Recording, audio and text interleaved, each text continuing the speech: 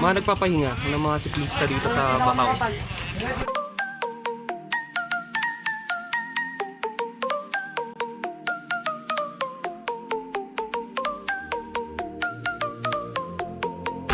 Palapit lang po sa ating yung pulis.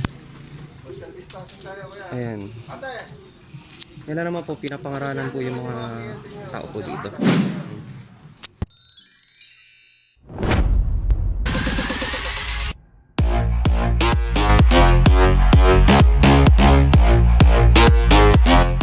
Kuya JR TV. Welcome back. Nandito si Rachel Ruth. Rachel Ruth, taga saan ka ba? Sa Valle Cruz. Taga Cebu ako eh. Sino mga kasama mo ditong nagbike?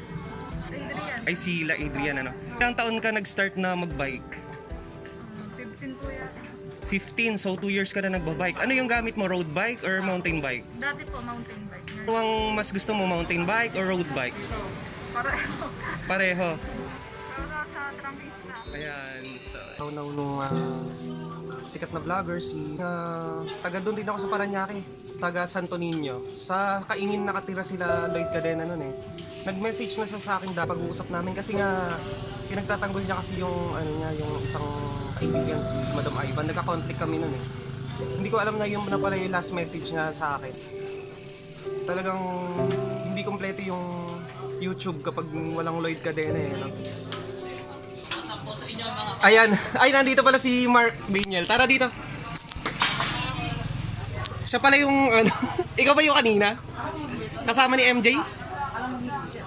Holiday mo. Ay, holiday. Anong araw ngayon? Ay, Saturday ano? Tara dito. Konting thoughts lang. So, yun. Dati ako taga doon sa Parañaque tapos lagi ko rin nakikita si Lloyd kasi merong perya doon eh. Doon sa Santo Niño. Mga kaibigan niya rin yung mga kapitbahay ko doon eh. Nakakalungkot lang na balita. So yung Kuya JR TV nag-pay ng tribute kay Lloyd Cadena. Hindi naman ko siya ng video. Talagang biglaan yung pagkawala niya eh. No? Nabasa ko sa news about dun sa cause of death, which is cardiac arrest. Talagang hindi minasaan kasi parang healthy naman siya. Makiraming na lang tayo, irespeto natin yung privacy nung fan na si Lloyd Cadena. Sorry.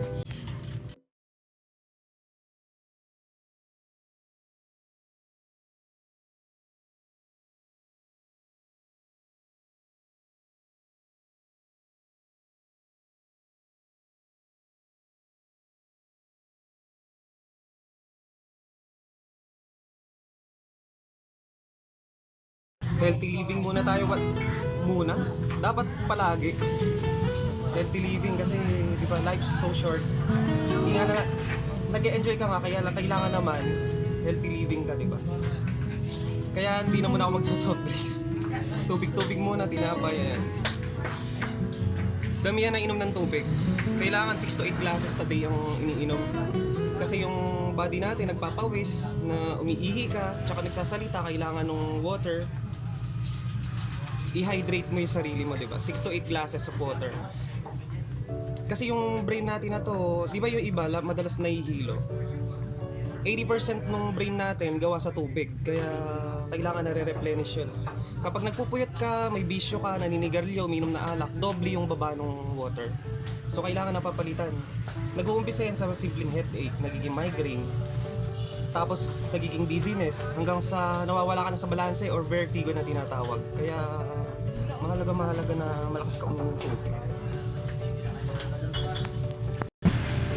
Yan din, kailangan araw-araw nag-exercise. Ngayon ay sobrang taba ko talaga dati. Nag-cycling ako ngayon. Nag-start lang rin ako nung start ng GCQ nung June 1. May 31 bumili ko ng bike. Hindi pa nga ako marunong bumili ng bike noon. Yung nabili ko nga yung budget bike. Pinalitan ko lang din yung ibang mga pyesa. So kahapon nga nagsusulat ako ng script kasi meron akong content yung about doon sa mga panaginip nga, yung mga ganun. Parang na-curious lang ako, nag-research ako tapos kinumpile ko ngayon. Nag-download ako ng mga pictures na gagawin ko slideshow tapos mag-re-recording na dapat ako kahapon. Kaya lang biglang ano nga, yung sa balita nga bigla naman akong nawala sa momentum. Namatay nga yung sikat na vlogger si Lloyd Cadena. Hindi ko na natuloy. Kumbaga, gumawa na ako ng tribute para doon sa, yun nga, kay Lloyd Cadena. Tsaka, yun na lang in-upload ko kagabi. Dalawa. Napanood ko isang vlog ni Madam Ivan, yung galing siya doon sa bagong bahay ni Lloyd. Nagbibiruan pala sila doon, tapos nagbiro si Lloyd na parang mamamatay na ako, Mars, sabi niya ganun. Nakahiga siya doon sa sofa. Yung nagbibiruan sila. Tsaka may mga napanood pa ako ibang mga video na parang nagninirida na si Lloyd. Yung sa hagdan, di ba? Yung napapanood nyo ba? Yung lagi niyang ina-update. Yung sa bagong bahay niya, doon sa Cavite. Di ba binagbag yung hagdan? Tapos parang nagbiro siya doon yung merong kahoy ba? Sabi parang paakyat daw ng langit. Tapos kapag baba daw, impyerno na. Puro about passing away yung mga jokes niya eh.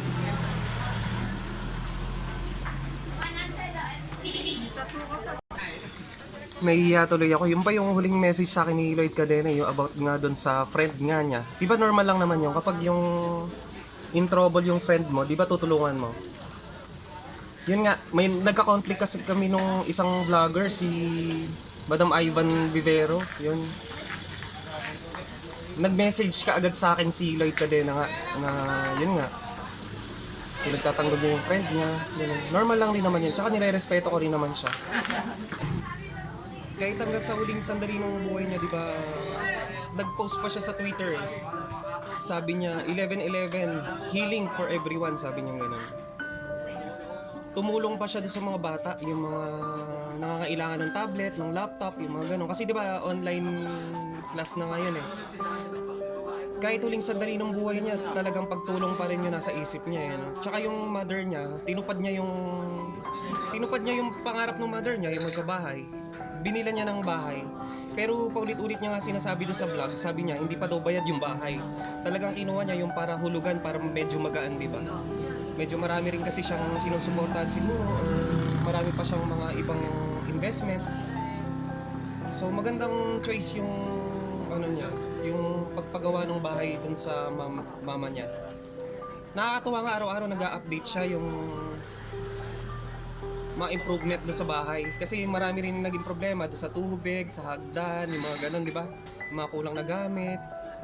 Nag-unboxing pa rin siya, nag-post siya ng mga yung mga video, nag-unbox siya ng mga binili niyang gamit sa online. Kasabay nga natin kapag kumakain, di ba? Habang nanonood tayo, yun yung nasa suggestion ng YouTube. Yun yung pinapanood natin mga vlog ni Lloyd Cadena. Kaya nakakamiss lang din. Pero pwede naman nating balik-balikan. Forever na rin naman na nasa, yun eh. Na nasa social media yung mga video niya eh. Kaya talaga hindi natin makakalimutan si Lloyd Cadena. Siya yung isa sa mga pioneer talaga na. Ano nga pala yung masasabi mo, isa ka rin ba doon sa mga nanonood ng mga vlog niya? Ano yung mga hindi mo makakalimutan doon sa mga vlog ni Lloyd Cadena? Ano yung mga natutunan mo? Marami po eh. Lalo na po yung pagpapasaya niya po sa mga... Tsaka di ba yung di ba lumaki, hindi natin makakaila, doon talaga siya lumaki doon sa masasabi natin na slums, yung squatters area. Pero sobrang saya nila, tsaka makikita mo talaga na nagtutulungan sila doon sa munti nilang tahanan doon sa Kaingin. Tapat lang nung Santo Niño yun, doon ako tumira dati eh. Kaya madalas rin kami magkita yung perya doon sa Santo Niño. Palagi sila ng mga kaibigan niya. Tsaka nagbablog din siya doon eh.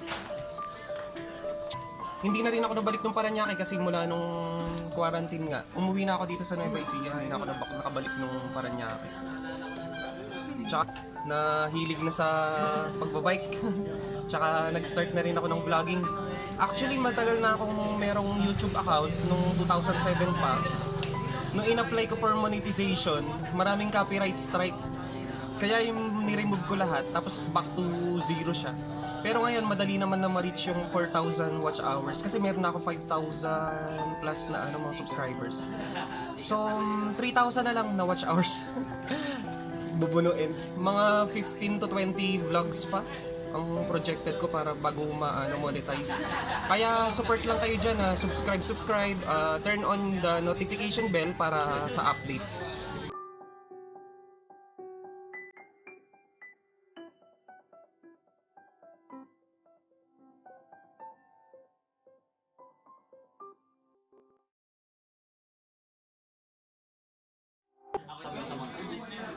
Hi vlog!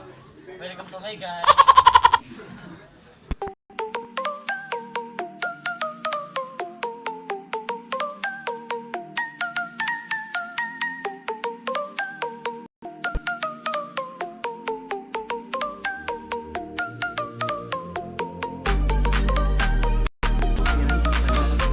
So welcome natin dito sa vlog ay kumakain sila. Si Christian, si Cedric, si Jimel, tsaka si Angelo. Yan.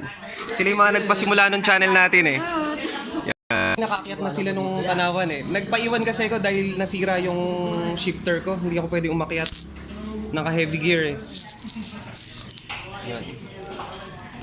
Sila yung nagpasimula nung vlogging ko sa sa Kuya TV eh. Ayun na si Bunso. Bunso, mga gusto ko siya. Ayun na si Cedric. Shoutout kay Yung Paolo. in-interview natin dito sa vlog na una. Tapos ito si Angelo, yan yung malakas to eh. Hindi ako malakas. Saka ngayon nag-aaral sa ELJ eh, no? ELJ pa. Ayun, ba't yung mga kaklase mo doon sa online class? Shoutout sa inyo. Sa course mo, yung College of, ano ba yan? College of Accountancy ba yan? Paano? Apa, Bisayas pa. Business, gano'n ba? Business management? Accounting Accountancy, gano'n. Information System. So, yun. Enjoy ba ang online class? Ano yung gamit mo? Laptop, phone, or what? Cellphone lang po. Cellphone. Mabilis naman ang connection. Projector. Ano yung gamit mong connection? Wi-Fi. Wi-Fi Globe. Ay, sa Globe ano. Kami kasi doon sa yung PLDT Home Fiber, medyo mabilis. Ewan ko lang kung may meron bang effect 'yon kasi tapat kami ng tower kasi eh. Tapat ng cell site ganun. Napakainit. Po dyan sa kabila merong garden Baka doon yun Sulat nga akong script nga kahapon yung para maiba nga naman, di ba? Para iba-iba, variety ba yung laman ng channel. Bigla ako nawala sa momentum doon nga sa balita. Usapang laspag. Ayan, nakailang ahon ba kayo? Nakaisa. Ayan na si Cedric. Ang lakas talaga rin na to. Ay! Sprinter yan. Gusto naman yung digay bunso. Si Christian. Kano mahiya? Alberto yan. Ano masasabi mo doon sa yun sa online class nyo? So far so good naman. Kakaraos ng midterm. Midterm agad? Ay, midterm tsaka finals na lang ngayon eh, no? Midterm na po namin kahapon. Dalawang subject po. Tapos sa next week naman po yung dalawa. Self-study. Kasi ang hirap i-explain kapag walang Google. Siyempre. Learn from the expert. Pang walang lasa talaga to, mabilis.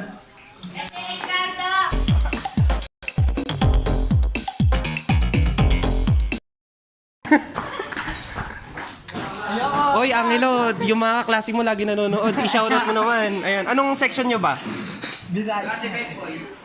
May tatanong lang ako, palagi tinatanong ng mga netizen. Required ba mag-uniform sa online class? Hindi po, may t-shirt lang. Pwede na. Kahit t-shirt lang pwede na, ano? May gusto daw i-shoutout si Jemel. Nahihiya po siya. Ng Kabanatuan. Ayan. Tambukon. Sa Batiti. Oo. Dali na.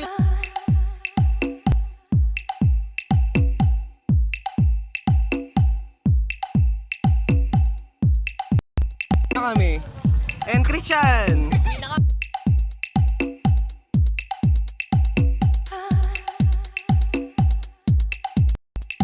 Angela. And Jimel. And Mark. Pakita. nakalimutan ko. Pauwi na kami, nasemplang pa. Ayan, na butasan. Buti lang may gamit si Cedric. Ayan, tinutulungan ako nila Cedric. Buti gasgas lang yung inabot kasi naka-gloves naman ako tsaka naka-leggings. Meron din akong warmer or yung sleeves. Nagpa-repair ako, pinatorno ko doon sa bangad tapos nabagsakan pa ako ng kahoy. Pinagpatungan kasi ng customer ng bike niya eh. Sa akin bumangag. Kaya ayan, nadagdagan ng injury. Pumutok yung labi ko. Kinabita ko na lang ng panyo. Thanks for watching. Subscribe din kayo kay Jethro Cabangal do sa channel niya. Paramihin natin yung subscriber niya para ma-reach niya rin yung target. This is JR De La Peña. Thank you for watching Kuya JR TV.